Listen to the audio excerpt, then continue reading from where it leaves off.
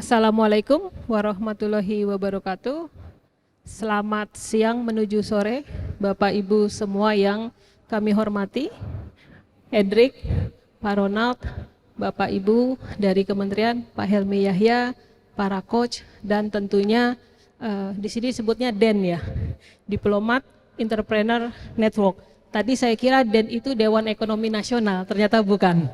Oke, terima kasih.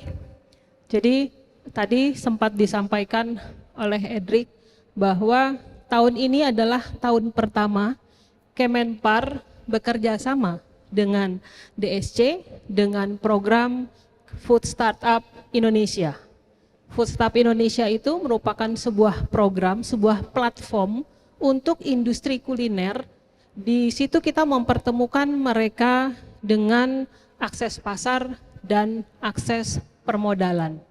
Nah, untuk FSI sendiri baru sampai di session 8, alhamdulillah kami sudah tahun ke-8, mudah-mudahan dengan kolaborasi dengan JSC kita bisa berlanjut lagi. Saya ada sedikit paparan di sini, silahkan.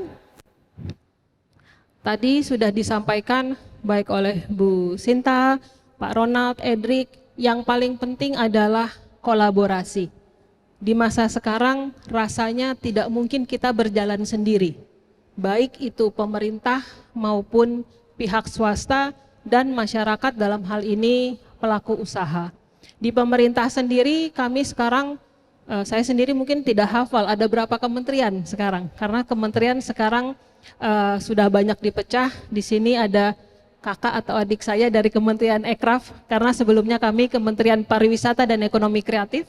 Di kabinet sekarang kami dipisah kembali, kemudian ada Kementerian UMKM, Kemensos, dan lain-lain. Tentunya pemerintah mempunyai tujuan yang sama untuk mengembangkan ekonomi Indonesia. Nah, di sini terkait kewirausahaan. Jadi berdasarkan Perpres 2 tahun 2022, wirausaha itu dibagi dua. Yang pertama, wirausaha pemula, dan yang berikutnya adalah wirausaha mapan. Yang membedakan adalah usia dari usaha itu sendiri. Kalau dia pemula artinya baru memulai. Kalau sudah lebih dari 42 bulan, mungkin sekitar 4 tahun ya, kita sudah bisa mengasumsikan mereka sebagai wirausaha mapan. Nah, kami di Kemenpar sekarang mempunyai program untuk membuat pariwisata naik kelas. Bagaimana caranya? Salah satunya adalah dengan meningkatkan pelaku usahanya, pelaku industri di sektor-sektor yang beririsan dengan pariwisata. Pariwisata adalah sektor yang multisektor. Kami tidak bisa berdiri sendiri. Pertama tentunya dengan destinasi. Bagaimana di destinasi tersebut banyak wirausaha yang sudah mapan. Kemudian dengan ekraf, bagaimana di daerah tersebut ekonomi kreatifnya menarik untuk wisatawan datang ke lokasi tersebut.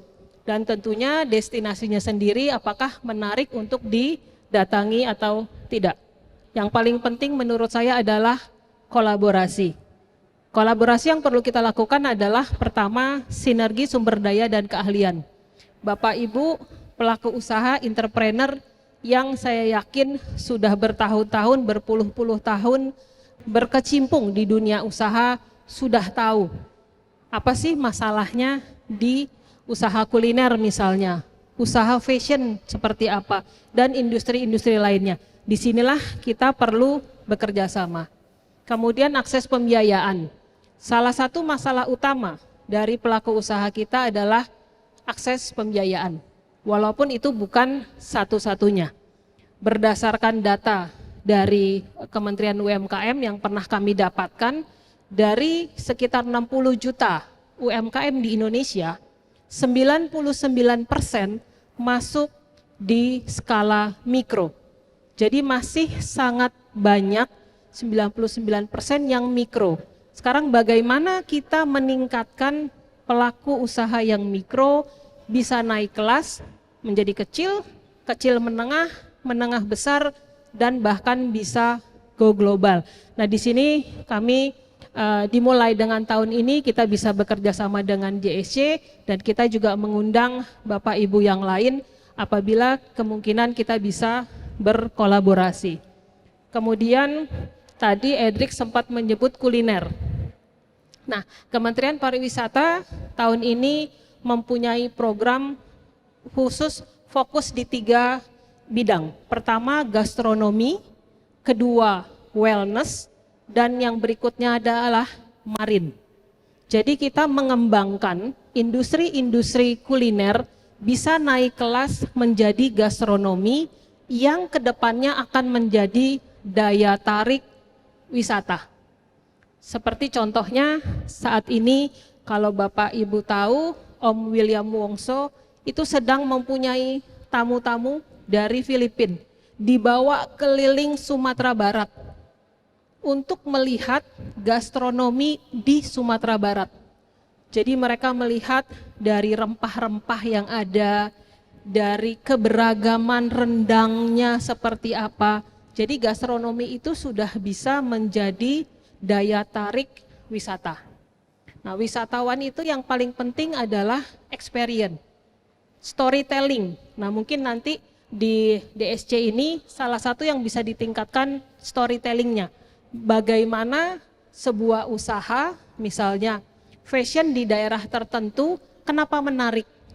Storytellingnya diangkat, misalnya menggunakan bahan-bahan lokal, mempekerjakan pekerja berkebutuhan khusus misalnya.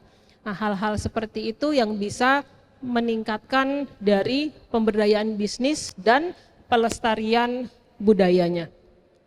Ini kolaborasi yang kita mulai di tahun ini.